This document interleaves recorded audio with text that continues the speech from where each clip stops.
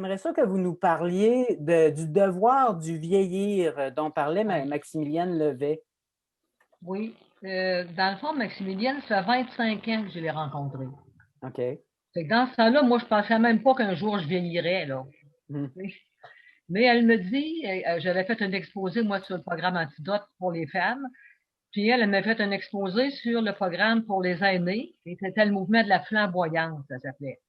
Puis elle me dit, toi, il faut que tu travailles avec les valeurs tierces pour les aînés. Elle m'a donné de la documentation, elle m'a expliqué son concept. Ben, j'ai dit, je vais repenser à ça. Quand je suis arrivée à l'étape de travailler avec les aînés, j'ai repensé à cette documentation et je l'ai adaptée pour le Québec. Elle me dit, tu vas faire quelque chose avec ça. Ben, c'est ce que j'ai fait. Et la manière que je le travaille, moi, je dis beaucoup aux gens, les valeurs tierces, faut les sortir de la garde-robe. Mhm.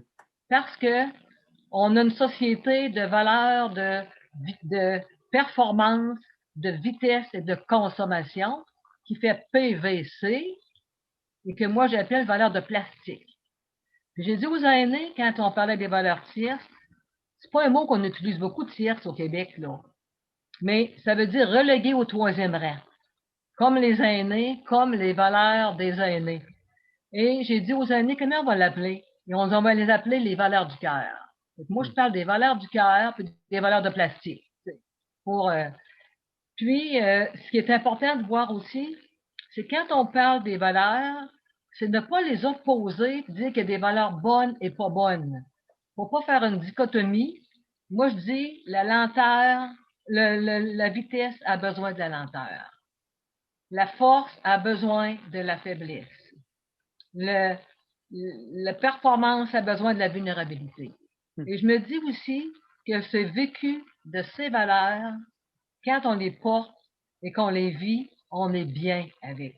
Parce que ça nous ressemble, ça nous harmonise et on a un rôle social très important en guérissant notre société avec les valeurs qui la rendent malade. Mhm.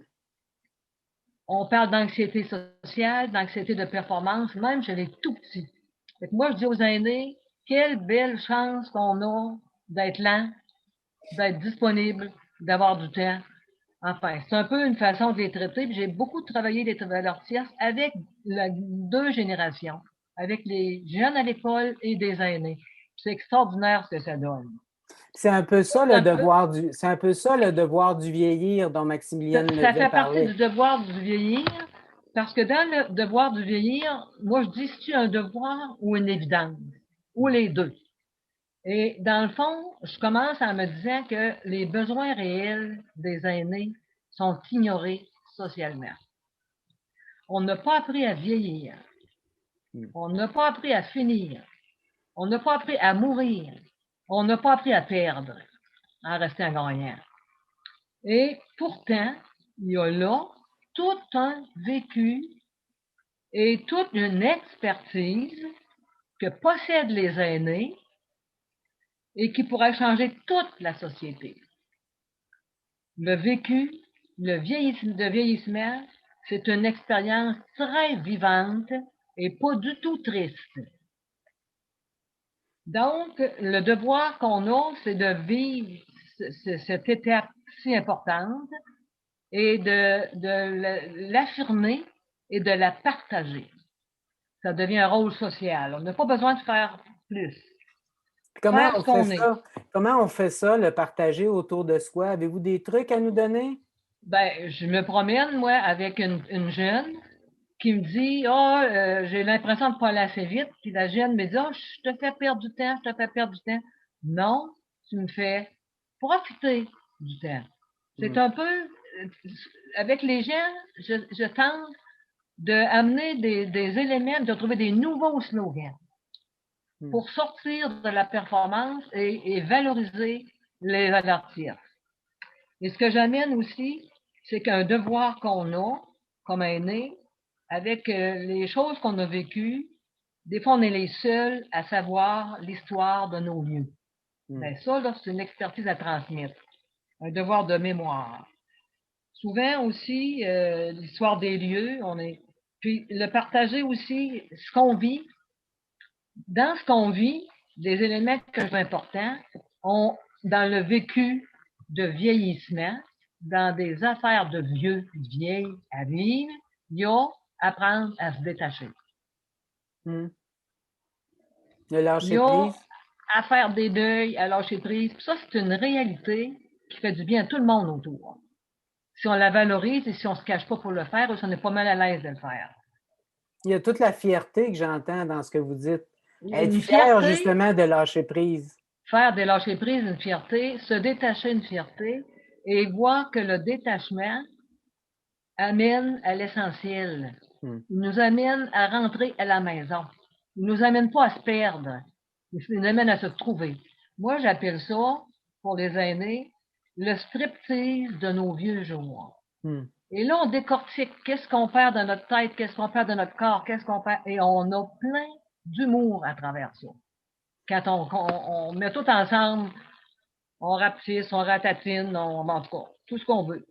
Puis, ça ramène à l'essentiel et ça nous amène aussi à aller vers une intériorisation qui fait que c'est moins lourd de faire des pertes quand on gagne de l'intériorité et de la liberté. Moi, je dis toujours, quand j'ai cumulé dans ma vie, j'aimais beaucoup les ventes de garage. Aujourd'hui, j'en fais. Hein? Au lieu d'aller acheter, on vend. C'est aussi faire dans les devoirs du bilan de vie.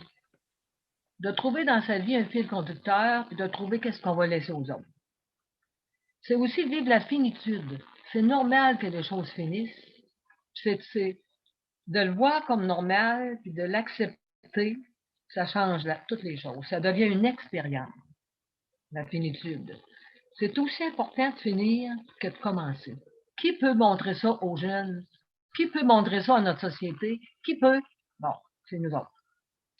C'est aussi le temps, dans le devoir, de préparer une mort de qualité parce qu'on sait que ça va arriver. Puis, c'est peut-être aussi le temps de s'ouvrir à l'inconnu parce que on ne sait pas comment la vie est arrivée, on ne sait pas comment elle va partir, on ne sait pas ce qu'il y a après. Pourquoi pas s'ouvrir à l'inconnu, ensemble? S'ouvrir à la fragilité dans une société de performance.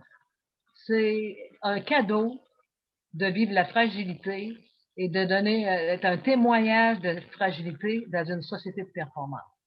C'est aussi une expérience à vivre. Enfin, c'est un peu, c'est ça qui devient que le vieillissement, c'est une expertise.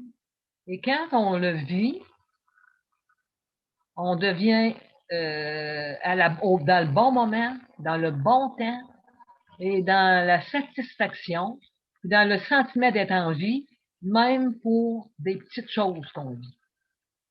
Ça amène tout un sentiment de sérénité par rapport au temps qui passe. Et de même de gratitude.